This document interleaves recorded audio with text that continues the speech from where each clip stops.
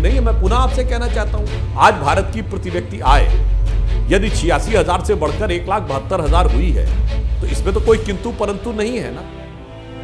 इसलिए कोविड के बाद सबसे बेहतर स्थिति में हम निकलने में सफल हुए हैं और गरीबी से ईमानदारी से लड़ा है और गरीबी से सांगोपांग लड़ा है। केवल ऐसा नहीं कि आपने कहा जी पैसा दे दो उतने से काम चल जाएगा, नहीं, गरीबी की स्वच्छता, गरीब की सुरक्षा, गरीब की कमाई, दवाई, पढ़ाई, हर चीज की व्यवस्था। ये क्या बात करता है यार?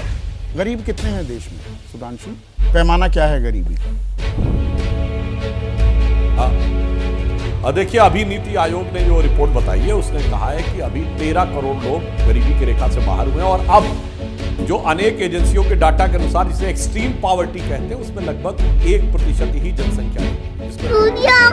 अब बताइए, खर्च के हिसाब से गरीबी का पैमाना था 2017-18 में जो आंकड़े आए आपने दबा दिए। आंकड़े क्यों नहीं आ रहे? आपने एक नया पैमाना खड़ा कर दिया।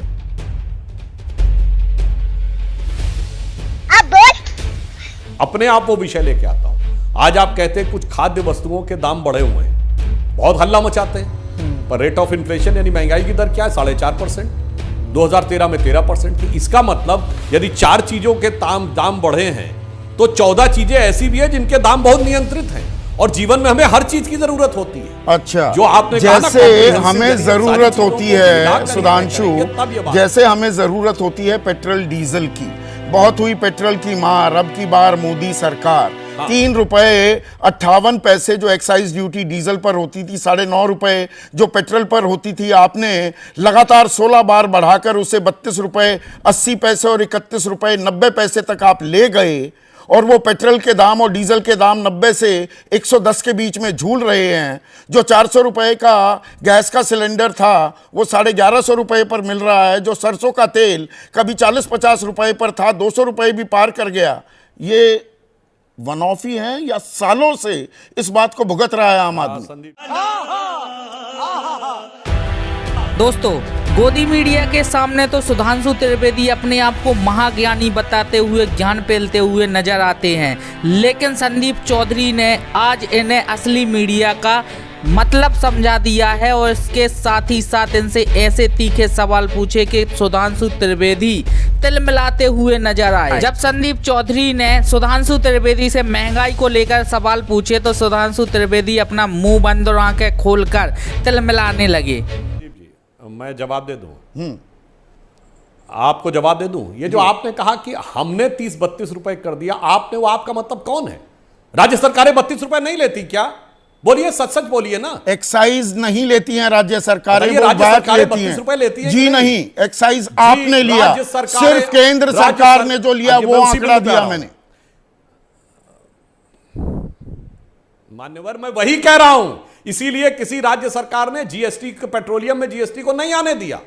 क्यों नहीं आने दिया? क्यों? पेट्रोलियम एक ही प्रोडक्ट है जिसका देश के अलग अलग इलाकों में अलग अलग, ज्यादा राज्यों में विपक्ष की सरकार है कि बीजेपी की सरकार है? क्यों होता है? जीएसटी में क्यों नहीं लेकर आ जाते? जीएसटी में क्यों नहीं लेकर आ जाते? जीएसटी में मेजॉरिटी किसकी है?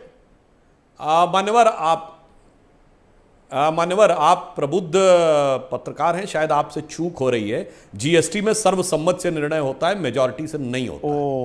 सारे राज्य तैयार होने चाहिए, क्योंकि हम ये नहीं कर सकते कि अगर 4 राज्य हैं तो 4 राज्य नहीं। ये नियम है, ये ओ की बात नहीं है, ये जीएसटी का प्रतिपादित नियम है। और हमने 2 बार अपनी एक्साइज ड्यूटी कम की है, केंद्र ने भी, भाजपा शासित तो ये सभी राज्य सरकारों की। एक मिनट सुधांशु, एक मिनट, एक आप राज्यसभा सांसद, पूरी बात कर लो जो आपने। नहीं, इसमें एक इंटरप्शन जरूरी है, पूरा जरूरी है। कर लो अपनी बात। आप राज्यसभा के सभापति, अच्छा चलिए, आपने एक बात, संदीप जी, एक बात मैं पूरी कर लूं पहले। पूरी पेट्रोल मान्यवर, आप एक गैस पे बहुत गलत बात बोल गए। 450 का सिलेंडर कभी नहीं था। अच्छा, वो सब्सिडाइज सिलेंडर की बात कर रहे हैं, हाँ, तो 2014 में खत्म हो गई सब्सिडी। हाँ, तो 2014 में 400 का था ना, जाके देखिए, तो जनवरी 2014 में।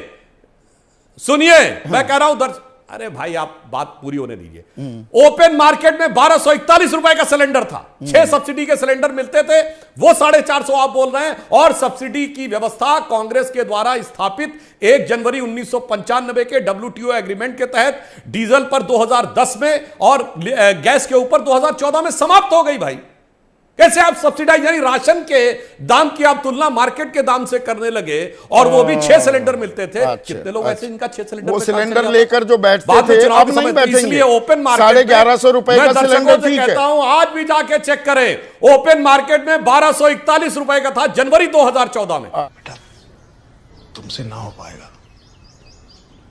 हमें तुम्हारे लक्षण बिल्कुल ठीक नहीं लग रहा है, तुमसे ना हो पाएगा। अब बेचारे सुधांशु त्रिवेदी जी के हिसाब से तो 2014 के पहले सिलेंडर 5000 का मिलता था। मोदी जी के आने के बाद सब्सिडी देने के बाद वो 1100 का हो गया है।